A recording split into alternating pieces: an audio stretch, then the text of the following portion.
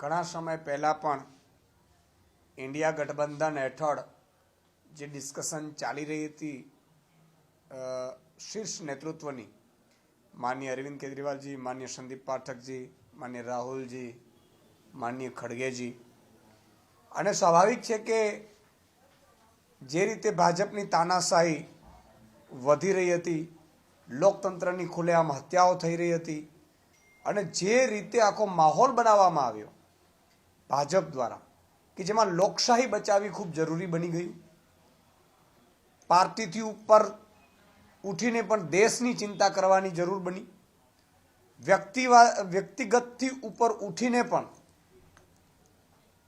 કોણ જીતી શકે, કોણ દેશના લોકતંત્રને બચાવી શકે, કોણ ભાજપને હરાવી શકે, એ મેટર ઉપર જ્યારે મેચ્યોરિટીથી ઇન્ડિયા ગઠબંધન આગળ વધ્યું ત્યારે સ્વાભાવિક છે કે ભાજપના પેટમાં તેલ રેડાયું હોય.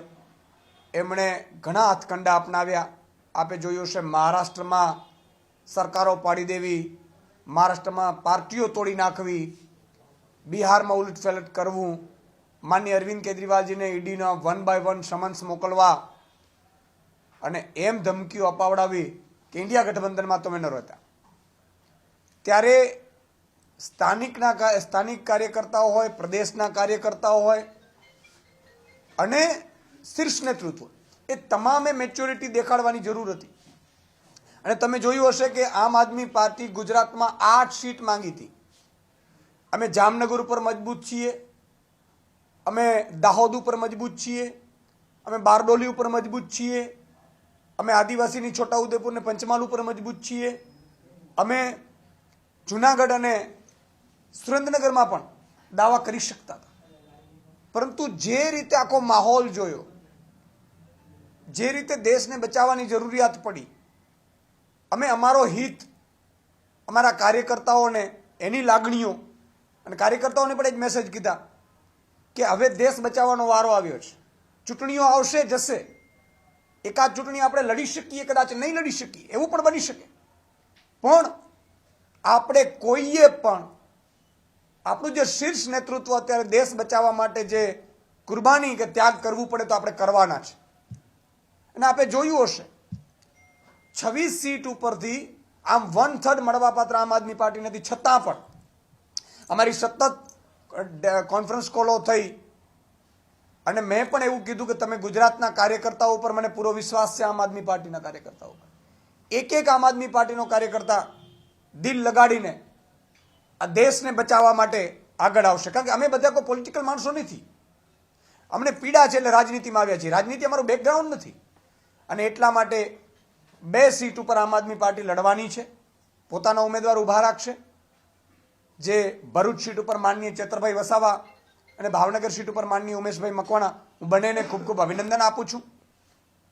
અને બાકી 24 સીટ ઉપર કોંગ્રેસ ગુજરાતમાં લડવાની છે. હું તમામ ઉમેદવારોને પણ અભિનંદન આપું છું, ભવિષ્યના જે પણ હશે, અને એમને પણ ખાતરી આપું છું કે 24 સીટ ઉપર પણ આમ આદમી પાર્ટીના કાર્યકર્તાઓ, આમ આદમી પાર્ટીનો યુનિટ તમને આ દેશ બચાવવા માટે એકજૂટ થઈને કામ કરશે.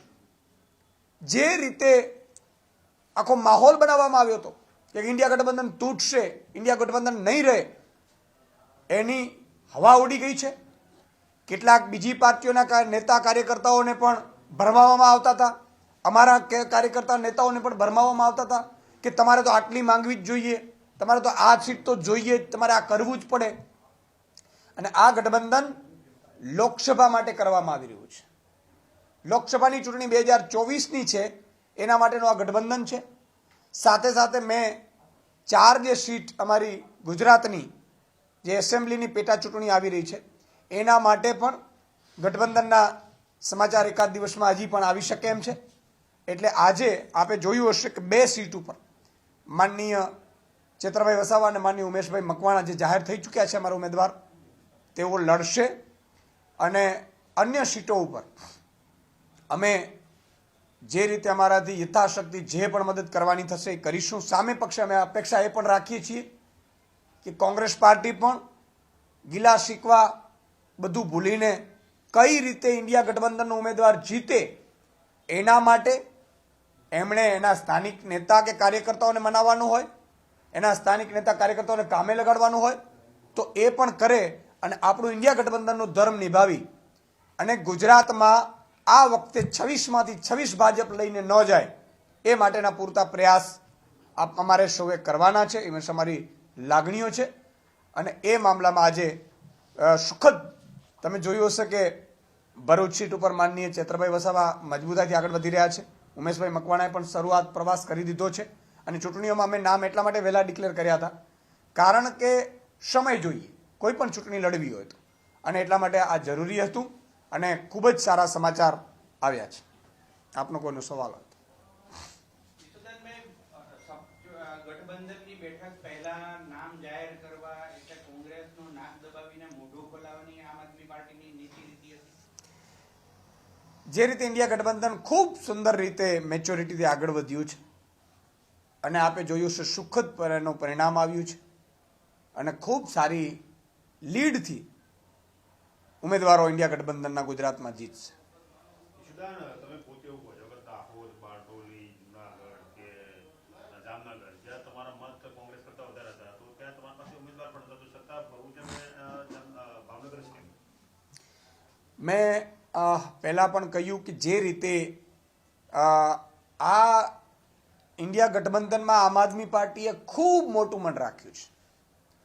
અમે અમારી ગોવાની સીટ જે ખરેખર અમારા ત્યાંના ધારાસભ્ય મજબૂત છે એમના માટે, અમારી ચંદીગઢની સીટ કે ખરેખર ચંદીગઢમાં પણ આમ આદમી પાર્ટી જીતી શકે એવી સ્થિતિમાં, એમાં પણ અમે કોમ્પ્રોમાઇઝ કર્યું છે. કોમ્પ્રોમાઇઝનો અર્થ શું થયો? દેશ બચાવવા માટે. અમારે આજે 1, 2, 4, 3 સાંસદો કોઈના વધશે કે ઘટશે એનાથી કોઈ ઇમ્પોર્ટન્ટ નથી. ઇમ્પોર્ટન્ટ એ છે કે કોણ મજબૂતાઈથી લડી અને આ દેશને આપણે લોકતંત્રમાં બચાવી શકીએ. આજે બધી પાર્ટીઓ ખરેખર ઇન્ડિયા ગઠબંધન જો એ કરે તો આ 370ની વાત કરે છે ને, એ 170ની પણ વાત કરતા અટકી જાય.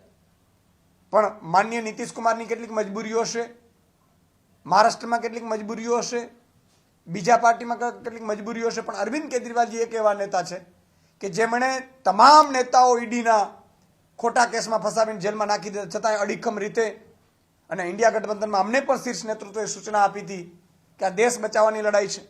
એક કાર્યકર્તાઓને પણ મારી વિનંતી છે, એમણે અરવિંદજી ત્યારે પણ કહ્યું હતું, આજે હું પણ કહું છું ગુજરાતના કાર્યકર્તાઓને કે આપણો જે પણ નિર્ણય એ નિર્ણય શિરોમાન્ય છે, ખૂબ મજબૂતાઈથી લડીશું. સીધો સવાલ છે કે જ્યાં તમારો મત વધારે છે ત્યાં તમે દાવો જતો કર્યો, જ્યાં મત ઓછા છે ત્યાં તમે દાવો મજબૂત કરી રહ્યા છો, કારણ કે અડધા મત છે કોંગ્રેસ કરતા ભરૂચ બેઠક ઉપર.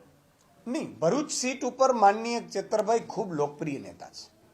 ચેતરભાઈની ડિમાન્ડ ખૂબ આવી રહી છે અને એ જે તમે રિઝલ્ટ બતાવો છો એ માત્ર ને માત્ર જો વિધાનસભાના પરિણામોનો સમીકરણો અલગ હોય, લોકસભાના ચૂંટણીના સમીકરણો અલગ હોય. જે 5 સીટ ઉપર માન લો કેટલાક કેન્ડિડેટ નબળા હોય એના કારણે એ થયું હોય તો એનાથી કંઈ આ લોકસભામાં ફરક નહીં પડે. તમે જોજો 7 વિધાનસભામાં ખૂબ સારા રિઝલ્ટ ભરૂચ સીટ ઉપર અમને જોવા મળશે. એટલે એવું નથી, બીજી તબક્કે એનાલિસિસ ખૂબ થયું કારણ કે છેલ્લા 1.5 મહિનાથી આ કસરત ચાલતી હતી અને એના પાછળના છોડવાના, મેળવવાના, જ્ઞાતિ સમીકરણોના ખૂબ બધા સમીકરણો એડ કર્યા છે અને અમને પૂરો વિશ્વાસ છે કે આ બંને ઉમેદવારો છે, બીજા કોંગ્રેસના પણ સારા ઉમેદવારો આવશે તો પરિણામ ખૂબ સારું આવશે. ફૈઝલ પટેલ, મુમતાઝ પટેલ એવું કહ્યું હતું કે જો એમનો ઉમેદવાર નહીં હોય તો એ આમ આદમી પાર્ટીને સપોર્ટ કરશે નહીં. આજે અત્યારે જ માનનીય મુકુલ વાસનિકજીએ પીસીમાં જે ક્લિયરિટી કરી દીધી છે કે સૌ એક થઈને લડીશું, ન માત્ર દિલ્હીમાં કે ન અહીંયા ગુજરાતમાં પણ તમામ કોંગ્રેસના જ્યાં ઉમેદવારો હશે ત્યાં આમ આદમી પાર્ટી અને જે આમ આદમી પાર્ટીના ઉમેદવારો હશે ત્યાં કોંગ્રેસના કાર્યકર્તાઓ પણ દિલ લગાડીને ઇન્ડિયા ગઠબંધનનો ધર્મ નિભાવીને મહેનત કરશે. જરૂરી છે કારણ કે દરેક વખતે એવું કહેવામાં આવતું હતું કે આમ આદમી પાર્ટી ત્રીજા પક્ષ એટલે વોટ છે એ ડિવાઈડ થાય છે. તો હવે આપણે સૌએ એ વાત માનીને આ ચૂંટણીમાં દિલ લગાડીને ઇન્ડિયા ગઠબંધનનો ધર્મ નિભાવી અને મને પૂરો વિશ્વાસ છે કે બધા કામે લાગશે.